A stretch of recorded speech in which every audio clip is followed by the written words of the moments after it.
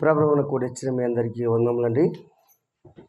మరి ఈరోజు దేవుడు ఇట్టి అవకాశం, ఇటు తరుణం ఎందరికీ లేదు, అవునా? బీదలైన దేవుని రాజ్యంలో మనం ఎవరమండి? ధనవంతులు, అవునా? రాజ్యకమైన యాజక సమూహంతో పుట్టిన వారం మనం. ఎందుకంటే ఈ లోకంలో బీదలు కావచ్చు, కానీ అయినా పరలోకంలో రాజ్యులం మనము. కాబట్టి కొద్ది మాటలు చూసుకొని ముందుకు వెళ్దాము. అలాగే పోయిన వారము ఏ వాక్యం గురించి మాట్లాడుకున్న వారం అందరము, ఇవాడికి కరెక్ట్ 7వ రోజు. పోయిన వారము ఏ వాక్యం గురించి మాట్లాడుకున్నాము? పోయిన వారము సరే అంటే అమ్మ ఒక ఆమె వచ్చింది. పోయిన వారం మీరు రాలేదు, ఎవరు?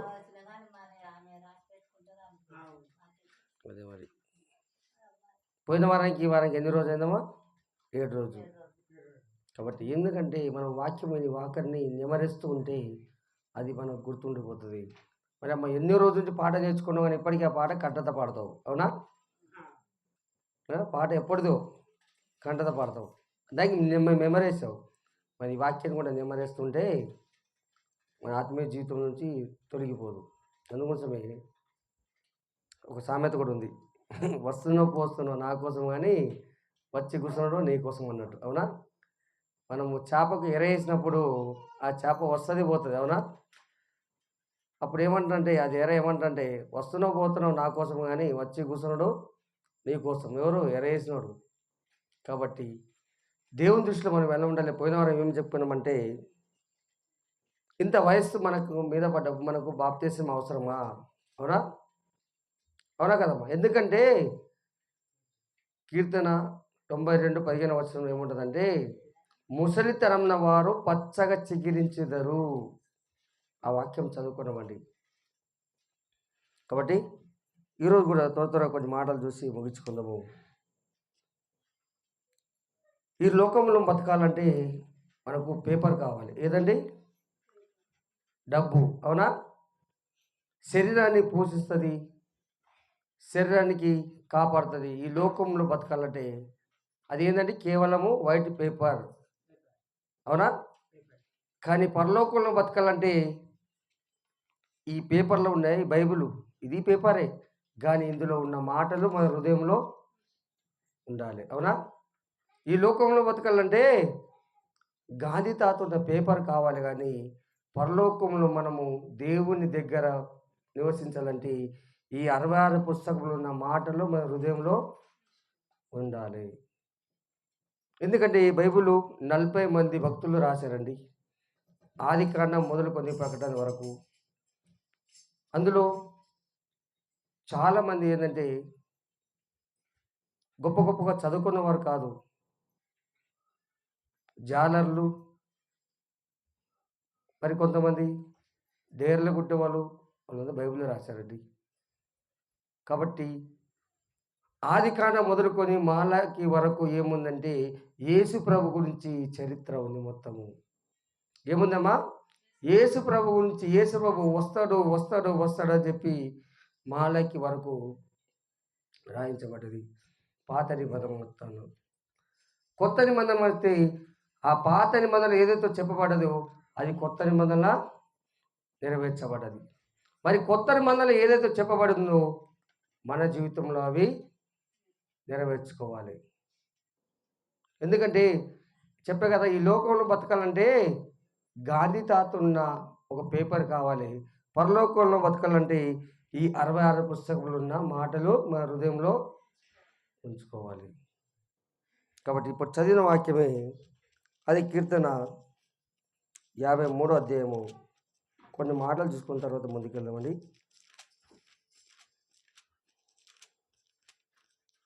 చదవండి ఒకటి. దేవుడు లేడని బుద్ధిహీనులు తమ హృదయంలో. చూడండి, దేవుడు లేడని ఎవరు అనుకుంటారు? బుద్ధిహీనులు. దేవుడు లేడనుకుంటే దేవుడు లేకుండా పోతాడా? వాడు బుద్ధిహీనుడు, ఆడు, అవునా? ఆడెవడండి? దేవుడు లేడనుకున్న వారెవరు? బుద్ధిహీనుడు. దేవుడు ఏమంటాడు అక్కడ? వాడు బుద్ధిహీనుడు. దేవుడు లేదని వాడు అనుకుంటాడు, వాడెవడు? బుద్ధిహీనుడు. వాడికి బుద్ధి లేదు. బుద్ధి ఉన్నవాడు అలా అనుకుంటారా? అనుకోడు. వాడు బుద్ధిహీనుడు కాబట్టి దేవుడు లేడని. ఎందుకంటే ఈరోజు మనం కూడా ఎలా ఉన్నామంటే ఈ లోకమే శాశ్వతం అని మనము అనుకుంటే మనం కూడా బుద్ధిహీనులమే. అవునా? ఈ లోకమే శాశ్వతం అని మనము మేడల మీద డబ్బులు సమకూర్చుకుంటే మనం కూడా బుద్ధిహీనుడే. చదవండి ఇంకోటి. వారు చెడిపోయిన వారు అసహ్యకార్యములు చేయుదురు. వాళ్ళు ఎవరంట? దేవుడు లేడని ఎవరైనా అనుకుంటారో వాళ్ళు ఎవరంట? చెడిపోయిన వారు. వారు ఏం చేస్తారండి? అసహ్యకార్యాలు అంటే పనికిరాని పనులు. ఏదైతే పనికిరాని పనుల్లో అసహ్యమైన కార్యాలు వాళ్ళు చేస్తూ ఉంటారు. మేలు చేయవారు ఒక్కడును లేడు. ఈ మాట ఎందుకంటండి అంటే మనిషి గుణం ఎలా ఉంటుందంటే మేలు చేయడానికి ఆలోచన రానే రాదు. ఎప్పుడు చూసినా పక్కవాడిది ఏది రూపాయి ఉన్నా పర్లేదు, మనకి ఎంత ఆస్తి ఉన్నా పర్లేదు, కానీ పక్కవాడిది రూపాయి అయినా పర్లేదు మనకు. అవునా? వాడిని తొక్కేయాలి, పక్కవాడిది దొబ్బేయాలి. నేను బాగుంటే చాలు, ఎదుటి వాడికి మేలు చేసే అవసరము లేనే లేదు. ఎవరు ఇది ఎంత చేసేది? బుద్ధిహీనులు. కాబట్టి దేవుడు అది మనకు నేర్పలేదండి. ఈ 66 పుస్తకం ఏం పెట్టాడంటే దేవుడు, నిన్ను వలని పొరుగు వారిని ప్రేమించు. అవునా? మేలు చేయమన్నాడు. కీడుని బట్టి నువ్వు కీడు చేయదు. కీడుకి బట్టి మనం ఏం చేయాలి? మేలు చేయాలి. కాబట్టి మన జీవితంలో మేలు ఎలా చేసి దేవునికో దానిలో నివసిస్తున్నామా? కీడుని చేసి మరి దేవునికి మన జీవితాన్ని దూరం చేసుకుంటామా? అవునా? ఎందుకంటే ఈ లోకమే మనకు శాశ్వతం అనుకొని ఈ లోకంలో ఉండిపోవాలనుకుంటే మనం దేవునికి చాలా దూరంగా కనబడతాం. కాబట్టి దేవునికి మనకు ఎలా ఉండాలంటే హత్తుకొని మన జీవితము సాగిపోవాలి. అప్పుడే మనం ఆత్మీయ జీవితంలో బలపడి ముందుకు సాగిపోతాము. కొద్ది మాటలు చూసుకుందామండి. ఎందుకంటే ఈ లోకంలో ఎలా ఉందంటే పాస్టర్లు కానీ పెద్దలు కానీ ఎలా చెప్తారంటే, పాస్టరే ఇప్పుడు ఒక లీడర్ గెలిచిందనుకో, ఆ లీడర్ చెప్పిన మాటనే సర్పంచ్ది నడుస్తుంది ఇక్కడ ఊర్లో. కానీ ఈ రోజుల్లో ఎలా ఏమైందంటే పాస్టర్ చెప్పిన మాటనే విని నివసించాలి. ఎవరు? భక్తులు. ఎందుకు ఆ మాట అంటున్నంటే, ఎలాగైతే లీడర్ గెలిచి ఊరికి పెద్ద ఉండరో అదే చర్చిలో కూడా పాస్టర్ చెప్పేది మనం వినే దగ్గర ఆ వాక్యానుసారమైన మాట అయితే విని గ్రహించుకొని ముందుకు సాగితే మన జీవితాన్ని బాగుపడతాం, దేవుడు కూడా సంతోషిస్తాడు. కాబట్టి ఇక్కడ దేవుడు ఏమంటున్నా ఒక మాట చదవడమా? అపొస్తలుల కార్యము 10వ అధ్యాయము 36వ వచనం చదవండి. అపొస్తలుల కార్యము 10వ అధ్యాయము 36వ వచనం. యేసుక్రీస్తు అందరికీ, చూడండి ఇక్కడ ఏమంటారండి? పాస్టర్లకి ప్రభువా, అందరికీ ప్రభువా? అందరికంటే ఎవరికి? భూలోకానికి అందరికీ యేసుక్రీస్తు ప్రభువు. కానీ నేటి పాస్టర్లకి ప్రభు అని అది అనలేదండి. అవునా? అది ఎలాంటి వారండి? యేసుక్రీస్తు అందరికీ ప్రభు. ఏమంటే మత్తయి సువార్త 28వ అధ్యాయము 19వ వచనం ఏమంటే, సర్వలోకానికి వెళ్ళి మీరు సర్వసృష్టిని ప్రకటించి సమస్త జనులను నాకు శిష్యులుగా చేయుడి. అవునా? సమస్త జనులను నాకు శిష్యులుగా చేయుడి. ఇక్కడేముంది? సమస్త జనులను ఉందా? కొంతమంది అని ఉందా? ఇక్కడ యేసుక్రీస్తు అందరికీ ప్రభు అని ఇక్కడ అంటే, మరి ఇక్కడ మత్తయి సువార్తలు వస్తే సమస్త జనులను శిష్యులుగా చేయుడి. చదవండి అన్నమాట. మత్తయి సువార్త 28వ అధ్యాయము 16వ వచనం నుంచి. ఏందమ్మా? 11 మంది. అక్కడ ఎంతమంది ఉంటారండి? యేసు ప్రభుకి ఎంతమంది? 12 మంది శిశువులు. అక్కడ ఇస్కరియోతు తప్పటి 11 మంది శిశువులు. 11 మంది శిశువులు యేసు తమకు నిర్ణయించిన గలిలయ కొండకు వెళ్ళిరి. వారు ఆయనను చూచి ఆయన మొక్కిరి కానీ, కొందరు మొక్కిరి కానీ మరికొందరు సందేశిస్తారు. మన మంచి గుణాలు ఎలా ఉంటాయంటే, నువ్వేనా చేసేది పని, మాకు కూడా వస్తాయి పనులు చేయడానికి, నువ్వే గొప్ప అనుకుంటున్నావా? ఎలా ఉంటారంటే మనుషులు నిజాము ఒప్పుకొని దాని ముందు సాగితే జీవితం చాలా బాగుపడుతుంది. ఆ నిజానికి ఎవరైనా అడ్డగిస్తారో వాళ్ళ జీవితం చాలా నాశనమైపోతుందా. చావనమ్మా. అందుకే యేసు వారి యుద్ధకు వచ్చి పరలోకమందును భూమి మీదను నాకు సర్వాధికారము ఇయ్యబడి ఉన్నది. కాబట్టి మీరు వెళ్ళి చూడండి ఇక్కడ ఏమంటాడు, కాబట్టి మీరు వెళ్ళి సమస్త జనులను శిష్యులుగా చేయమంటున్న అక్కడ. కానీ సమస్త జనులకు నేటి బోధకులు భక్తులుగా చేశారు. అవునా? నేటి బోధకులు ఎలా చేశారండి? సమస్త జనులను భక్తులుగా చేశారు. భక్తులు అంటే ఎవరంటే వారి కోరికలు వారు నెరవేర్చుకొని వారు భక్తులు. శిశువులు అంటే ఎవరంటే తండ్రి చిత్తం ఏదో జరిగించేవారు శిశువులు. అవునా? ఈరోజు భక్తులు ఎలా ఉంటారో తెలుసా? వాళ్ళ అవసరాన్ని బట్టి వాళ్ళకి ఏదైతే కోరిక చొప్పున కోరుకుంటారో వాళ్ళు నెరవేర్చుకోవడానికి వెళ్తారు. కానీ ఇక్కడ యేసు ప్రభు ఏమంటే సమస్యలకు మీరు శిశువులుగా చేయుడి. శిశువులు అంటే ఎవరండి? తన కోరిక తండ్రి చిత్తం ఏమై ఉందో అది జరిగించేవారు శిశువులు అండి. ఇప్పుడు తండ్రికి కుమారుడు ఉన్నప్పుడు కుమారుడు ఏంటంటే తండ్రి కోరిక తండ్రికి చొప్పు ఏదైతే ఉందో అది తిరిగేవారే కుమారుడు. కొడుకు కోరికను కుమారుడు అవుతారా? కానీ సరైన కాదు. నేటి క్రైస్తవులకి ఏమైపోయిందంటే భక్తుడిగానే నివసిస్తున్నాం. ఎందుకు? సమస్త జనులను శిష్యులుగా చేయమని యేసు ప్రభు చెప్తే సమస్త జనులను మనము నేటి భక్తులుగా చేస్తున్నాము. వాళ్ళ కోరికను వారు కోరుకునే వారిగా ఈ లోకంలో కోరుకొని బతకడానికి. చవనమ్మా.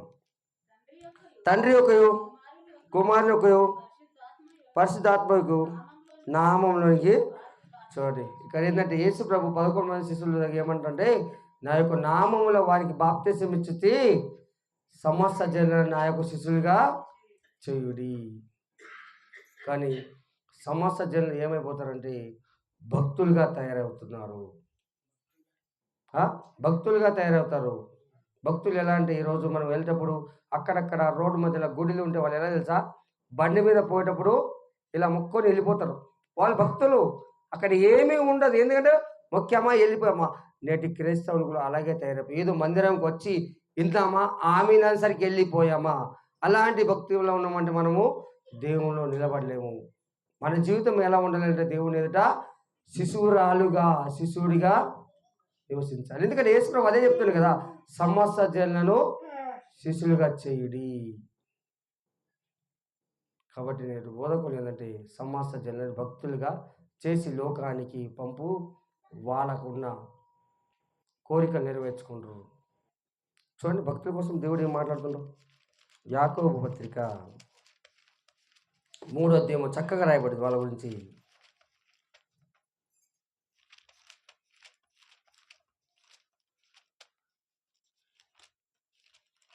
చూడండి 3 నుంచి.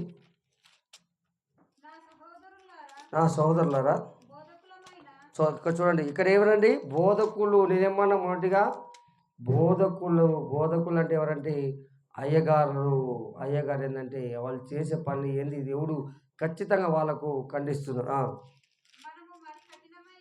మనము మరి కఠినమైన తీర్పు పొందమని తెలుసుకొని మీలో అనేకులు బోధకులు కాకుడి. ఎందుకు బోధకులు కాకుడి అంటారంటే అనేకమైన కఠినమైన తీర్పు మనం పొందామంటే ఎందుకు చెప్పండి రమ్మా? తెలిసిన వానికి దెబ్బ లెక్క పడతాయి, తెలియని వానికి దెబ్బ లెక్క పడతాయా? తెలిసిన వానికి ఎందుకు దెబ్బ లెక్క పడుతుంది? నువ్వు తెలిసి కూడా తప్పు చేస్తున్నావు కాబట్టి నీకు దెబ్బలు ఎక్కువ. తెలియని వానికంటే తెలియదు. నువ్వు తెలిసి కూడా తప్పు చేసావు అంటే నీకు ఆ దెబ్బలు కరెక్టే. నేటి బోధకులు ఏమంటారంటే సమస్త జనులను శిష్యులుగా చేయడని దేవుడు అనుకుంటే వాళ్ళు సమస్త జనులను భక్తులుగా చేసి అందుకోసం దేవుడు ఇక్కడ ఏమంటారంటే అనేకమైన మీరు బోధకులు కాకుడు. ఎందుకు కాకుడు అంటారంటే ఒక మాట చూడండి, అదే యాకోబు 1వ అధ్యాయం 12వ వచనం చూడండి, ఇక్కడ చక్కగా రాయబడి ఉంటుంది. ఆ మాట చదవండి. శోధన సహించువాడు ధన్యుడు, అతను శోధనకు చూడండి శోధన సహించువాడు ధన్యుడు, అతను శోధనకు నిలిచినవాడు. ఏ అయ్యగారైనా ఏ పాస్టర్ అయినా నేటి క్రైస్తవంలో శోధన సహిస్తున్నారా? శోధన సహించేవాడు దేవుడు ధన్యుడు అంటారు. కాబట్టి కొంతమంది ఉన్నారండి శోధన సహించేవాడు, వాళ్ళు నిజంగా దేవుని దృష్టిలో ధన్యులుగా నిలబడి ఉన్నారు. కాబట్టి మన జీవితం ఎలా ఉండాలంటే దేవుని ఎదుట ధన్యుడిగా ధన్యురాలిగా మన జీవితము దేవుని ఎదుట నిలబడాలి. కాబట్టి సోదర సహిస్తాం మనము. ఏడ సోదరం సహిస్తామండి? వర్షం వస్తే ఏ సమయానికి ఏం కావాలి ప్రతి ఒక్కటి మనము సమకూర్చుకుంటాం, కానీ దేవుని పని నిమిత్తమై ఏది సమకూర్చట లేదు మనము. చదవడం. ప్రభు తను ప్రేమించే వారికి వాగ్దానం చేసిన జీవ కిరీటము పొందును. శోధన సాయించి వాడు ఏమవుతాడంటే జీవ కిరీటం పొందును. ఈ మాట బైబిల్ ఎవరన్నారండి? ఎవరన్నారు? ఎవరన్నారంటే అపోస్తలుడైన పౌలు అన్నాడు ఆ మాట. ఏమాడు? నేను మంచి పోరాటం పోరాడి తిని నీతి కిరీటమై నా కొరకే ఉంచబడి ఉన్నది. ఈరోజు మన జీవితంలో నేటి పాస్టర్లైనా నేటి అయ్యగారులైనా అలాంటి సాక్ష్యం చెప్పుకుంటారా? నేను మంచి పోరాటం పోరాడుతున్నది చెప్పుకోరు. నేను ఇంత గుంపును జాయిన్ చేసిన నా మందిరానికి ఇంత జనాభాలు వస్తారు, నా మందిరానికి ఇంత గుంపు ఉంది. ఆ గుంపులో దేవుని కోసం నిలబడ్డవారు ఎవరు? అవునా? దేవుని కోసం నిలబడ్డవారు ఎవరు? అందుకోసం దేవుడు ఉత్తగలేదు ఆ మాట. ఏమని తెలుసా? చిన్న మంద నువ్వు భయపడకు. దేవుడు ఆ మాట ఉత్తగలేదు. గుంపులు కాదు నీకు కావాల్సింది, చిన్న మంద నువ్వు భయపడకు. ఆ రోజు చూడండి, గుంపులు గుంపులుగా కానాన్ దేశానికి వెళ్తే ఎంతమంది వెళ్ళారండి? గుంపులు. కానీ చిన్న మంద అంటే ఇద్దరు వెళ్ళారు. అవునా? ఈరోజు కూడా మనం గుంపును చూసి గంతులు వేసామంటే ఆ గుంపులో ఏముందంటే డమ్మి ఉందని గ్రహించుకోవాలి. అవునా? ఆ గుంపులో ఏముందంటే డమ్మి, ఏమీ లేదు అక్కడ. నీకు నువ్వు గొప్పతనంగా అక్కడ నీది గురించే ఉంది. దేవుని కోసము కొంచెం మాత్రం ఉంది, నీ హోదా గురించే, నీ గురించే ఎక్కువ ఉంది. కాబట్టి మనం ఎక్కువగా ఉండాలంటే దేవుని కోసం ఎక్కువ మనం వినాలి. మన కోసం చెప్పాల్సిన అవసరం ఏమీ లేదండి. మన గొప్ప జీవితం ఏమైనా ఉందా మనది? పొద్దున్న లేచి రాత్రి వరకు ఒక మంచి ఆలోచన రాని మన జీవితం. ఏమి చెప్పుకున్న దేవుని కోసం మనం చెప్పాలి. అవునా? ఒక మాట చెప్పండి. తండ్రి కోసం ఎవరు చెప్పారండి? యేసు ప్రభు చెప్పాడు. యేసు ప్రభు గురించి ఎవరు చెప్పారండి? శిశువులు చెప్పారు. నేటి మన కోసం ఎవరు చెప్పాలంటే దేవుని నేట మన దృష్టి ఎలా ఉందో, మన ఆత్మకు మనం కాపాడుకుంటామో అది మనకు మనం గ్రహించుకోవాలి. మొదటిగా ఇక్కడ రండి అమ్మ, 3వ అధ్యాయం.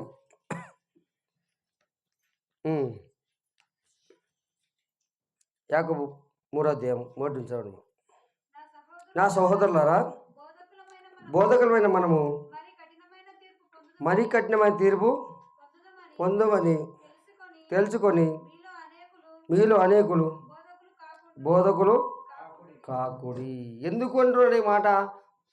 మీరు బోధకులైన వారికి కఠినమైన తీర్పు పొందుతారు. కొంతమంది బోధకులు ఎలా ఉంటారంటే తెలుసా? బైబిల్ మాట ఏంటంటే కొండని ఎక్కిస్తారంట, కానీ దిగవలసిన చోటు దానికి చూపించకుండా వెళ్ళిపోతారు. కొండ ఎక్కిస్తారు, దిగాల్సిన చోటు చూడండి. బోధకులు, నేటి బోధకులు ఎలా ఉన్నారంటే గొప్పగా చేస్తారు, కానీ పోవలసిన మార్గం ఏదో, ఆ జీవ మార్గం ఏదో అది మాత్రము చూపించారండి.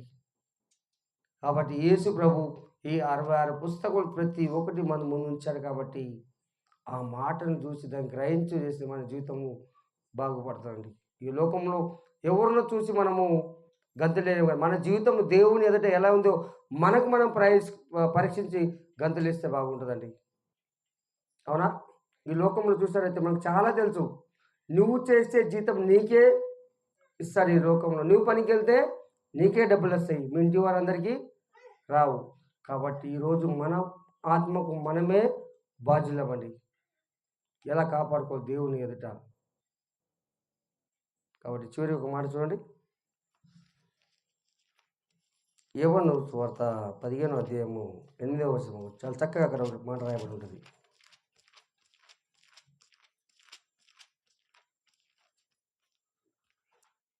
యోహాను సువార్త 15వ అధ్యాయము 8వ వచనము.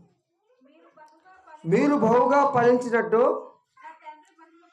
నా తండ్రి మహిమపరచబడును. ఇందువలన మీరు నా శిశువులు అగుదురు. మనం ఎలా ఫలించాలి? బహుగా ఫలించాలి. దానిని బట్టే మనం దేవునికి శిశువులుగా అవుతాము. భక్తులుగా మాత్రము అవ్వకూడదు. మనం ఎప్పుడు ఏమవ్వాలండి? తండ్రికి దేవునికి శిశువులుగా మనం కనబడాలి కానీ భక్తులుగా మనము కనబడద్దు. అది ఎప్పుడు మనం బహుగా ఫలించాలి.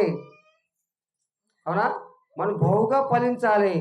కానీ ఈ లోకంలో బహుగా ఫలిస్తాం కానీ ఆత్మీయ జీవితంలో ఎలా ఫలించామో మనకు మనం గ్రహించుకోవాలండి. అవునా? ఈ లోకంలో ఎలా ఫలిస్తామో మన పక్కోళ్ళకు కూడా తెలుస్తుంది. ఈ మధ్యలో బాగా సంపాదించుకొని బాగా ఇల్లు కట్టుకుంటున్నారు, బాగా ఫలిస్తున్నారు. కానీ దేవుని ఎదుట శిశువులుగా అనిపించాలంటే ఏం చేయాలండి? మనము బహుగా ఫలించాలి. మరొకసారి చదవనమాట. మీరు బహుగా ఫలించడం వలన నా తండ్రి, చూడండి అక్కడ మనం బహుగా ఫలిస్తే పరలోకమందు ఉన్న తండ్రి కూడా మహిమపరచబడతాడు. ఇందువలన మీరు నా శిశువులకు. చూడండి ఇక్కడ ఏమంటారు? ఇందువల్లనే మీరు నా శిశువులకు. అక్కడ ఏమంటారు యేసు ప్రభు?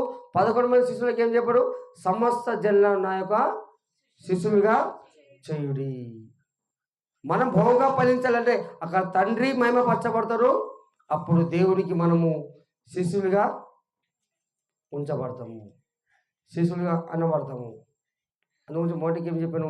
శిశువులు అన్నవారు తండ్రి చిత్తం ఏదో నెరవేరుస్తారు, భక్తులు అన్నవారు తన చిత్తాన్ని నెరవేర్చుకుంటారు. మరి దేవుని ఎదుట మన జీవితం ఎలా ఉంచుకుందామండి?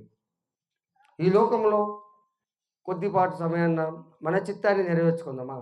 దేవుని చిత్తం ఏదో తెలుసుకొని ఆయనకు శిశువులుగా ఉందాం మనము. ఎందుకంటే యేసు ప్రభు అంటున్నాడు, నేను అందరికీ ప్రభువు, కొందరికా? అందరికీ. కాబట్టి ఆయన అందరికీ పైనున్నవాడు, ఆయన అందరికీ ప్రభువుగా ఉన్నాడు. కాబట్టి ఈరోజు కూడా మనం జీవితంలో ఆత్మీయ జీవితంలో బలపరుచుకొని దేవునికి శిశువునిగా అనిపించుకుందాం. ఎందుకంటే ఈ లోకంలో చాలా సంగతులు దేవుడు ఉంచాడు, కానీ ఎక్కడ గుప్పు ఉంటే అక్కడ మన జీవితం పరిగెత్తుందా? బైబిల్ ప్రకారంగా శిశువుడిగా చేయమని బహుగా ఫలించేలాగా మన జీవితాన్ని పరిగెత్తుందా? మనకు మనం గ్రహించుకోవాలండి. అవునా? ఎందుకంటే మన జీవితానికి మనమే బాధ్యులము. మనకు తప్ప, దేవునికి తప్ప మన రహస్యం ఎవరికి తెలియదు, మన పాపం జీవితం. కాబట్టి దేవునికి మనకు ఎలా ఉండాలనే హత్తుకొని జీవితము మనం ఉండాలి. ఆయన మన చేయి పట్టుకునే వారిగా మనము ఆయనలో మనం జీవితం జీవించాలి. మనము ఆయన చేయి పట్టుకుంటే పడిపోతాం. నైనా మా చేయి పట్టుకుని ఆత్మీయ జీవితంలో ఇంకా బహుగా నీవు శిశువుగా నన్ను నిలబెట్టు అని మనం ప్రార్థించుకుందామండి. అవునా? యేసు ప్రభు అంటారు కదా, మా తండ్రి మహిమపరచబడతారు, అప్పుడు నువ్వు నాకు శిశువులు అవుతారు. కాబట్టి కొద్ది మాటలు దేవుడు దీవించి మనందరి హృదయంలో ఫలింపజేయం గాక. ఆమేన్.